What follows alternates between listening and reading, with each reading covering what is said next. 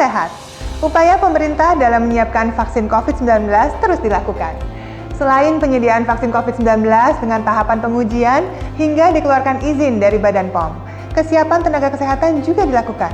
440.000 tenaga kesehatan dan 23.000 vaksinator siap sukseskan vaksinasi COVID-19 hingga ke seluruh daerah. Nah, untuk mengetahui bagaimana persiapannya, saat ini saya sudah bersama dengan Bapak Oscar Primadi MPH, Sekretaris Jenderal Kementerian Kesehatan. Pak Oscar, November lalu sudah ada 7.000 dari 23.000 target tenaga kesehatan, yakni para vaksinator yang telah dilatih. Nah, boleh nggak dijelaskan bagaimana sih perkembangannya dan seperti apa modul pelatihannya bagi para vaksinator tersebut? Sampai dengan 5 Desember dari data yang saya dapat ini sudah dilakukan pelatihan sebanyak 12.408 orang untuk 21 provinsi. Nah, sementara workshop penyiapan bagi tenaga vaksinator ini telah dilangsungkan untuk 29.635 orang dari 34 provinsi. Artinya semuanya berjalan sesuai dengan rencana kita dan insya Allah kesiapan itu kita jaga. Dari sisi jumlah proporsional dari semua provinsi akan tercakup. Tentunya modul-modulnya itu kita adaptasi kepada yang selama ini sudah menjadi kurikulum dalam bentuk virtual. Daerah mana saja Pak yang sudah berhasil melakukan simulasi dan bagaimana dengan kesediaan alat kesehatan untuk program vaksinasi massal nanti? Di Kota Bogor, simulasi itu dihadiri Bapak Jokowi sendiri bersama tentunya dengan Pak Menteri Kesehatan. Kemudian di Puskesmas Cikarang Utara, di Bekasi khususnya ya pada tanggal 19 November. Nah, hadir di situ Pak Wakil Presiden kita, Pak Ma'ruf Amin. Artinya semuanya itu memang harus dilakukan seperti ini, baru kita tahu gitu. Ada satu persoalan yang memang harus kita perbaiki, ada masalah yang kurang, ya namanya ini pekerjaan besar ya.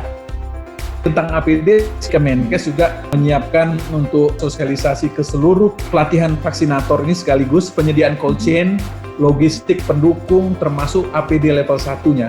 Jadi rencana semuanya itu sudah berjalan dan diikuti dengan penyiapan pembiayaan yang sudah diukur dan direncanakan dengan baik. Selain proses pemberian vaksinasi nantinya yang tidak kalah penting tentunya adalah bagaimana kita bisa mengedukasi masyarakat sebelum divaksin. Nah, tahapannya nih Pak, apa saja sih yang nanti akan dijelaskan kepada masyarakat dari Dinas Kesehatan tentunya Kementerian Kesehatan? Sekali lagi, upaya-upaya ini harus sampai ke daerah ya. Teman-teman di Dinas Kesehatan, di Puskesmas, di ujung tombak di Fasiankes lah yang benar-benar menjadi aktornya nanti. Ya, kita berharap tidak semata-mata pesan yang sulit-sulit diterima masyarakat kita ya. Kalau memang bisa bersifat local wisdom ya, bahasa-bahasa daerah yang bisa disampaikan ke masyarakatnya akan lebih baik.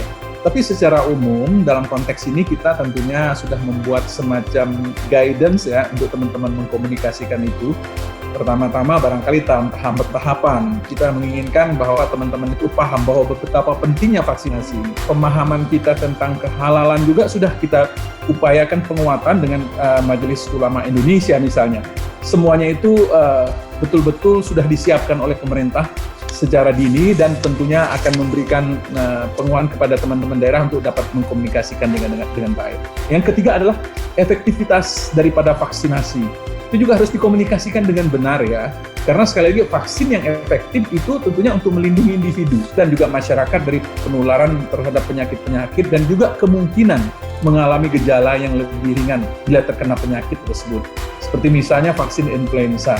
Namun yang tidak boleh ditinggalkan oleh masyarakat kita, dan saya berharap teman-teman daerah juga mengkomunikasikannya dengan baik, bahwa mematuhi kemudian menjalankan protokol kesehatan dengan baik itu adalah paling ampuh dari semua upaya-upaya yang selama ini sudah kita yakini akan memberi perlindungan kepada masyarakat. Berdasarkan program imunisasi di Indonesia yang sejak dulu sudah ada, apa sih yang sebenarnya menjadi tantangan dalam pemberian vaksin ke masyarakat selama ini, Pak? Yang pasti Indonesia besar sekali, sisi keterjangkauan, masih ada daerah-daerah yang disebut dengan daerah terpencil, kemudian daerah perbatasan, daerah kepulauan ya. Salah satu kendala geografis ini yang menjadi persoalan sehingga nakes-nakes kita, vaksinator kita kadang-kadang mempunyai sebuah effort yang luar biasa ya untuk menempuh daerah-daerah yang sulit tadi. kemudian tata kelola rantai dinginnya, cold chain-nya, yang mana kita pahami sendiri kan kalau berkenaan dengan vaksin ini harus ada perlakuan khusus di dalam mendistribusikannya. Terima kasih Pak atas penjelasannya. Terima kasih juga untuk seluruh rekan-rekan tenaga kesehatan yang berjuang untuk membantu masyarakat di pandemi ini, yang sudah terjun langsung menyembuhkan pasien, hingga para peneliti yang luar biasa bekerjanya dalam upaya meningkatkan 3T. Mari apresiasi kita semua kepada para tenaga kesehatan, lakukan disiplin penerapan protokol kesehatan 3M. Saling peduli, saling dukung, bersama kita bisa atasi pandemi.